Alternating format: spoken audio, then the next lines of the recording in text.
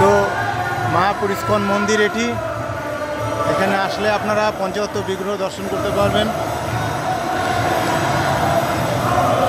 এই যে চৈতন্য মহাপ্রভু, নিত্যানন্দ, অদ্বৈতাচার্য, গদাধর, শ্রীবাস পণ্ডিত, মাঝখানে রয়েছে চৈতন্য মহাপ্রভু। আপনারা দর্শন করুন, দর্শন করে আপনাদের জীবনকে সার্থক করে তুলুন। এই যে এটা আগে ছিল ছোট বিগ্রহ, এরকম করতে পারবেন।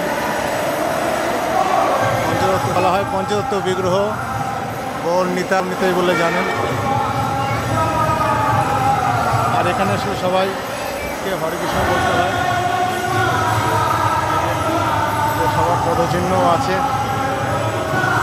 পঞ্চতত্ত্ব বিগ্রহের পদচিহ্ন। এখানে হাত দিয়ে প্রণাম করবেন।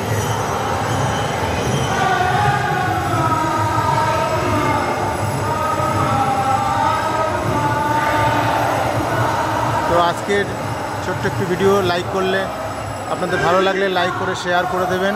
Thank you.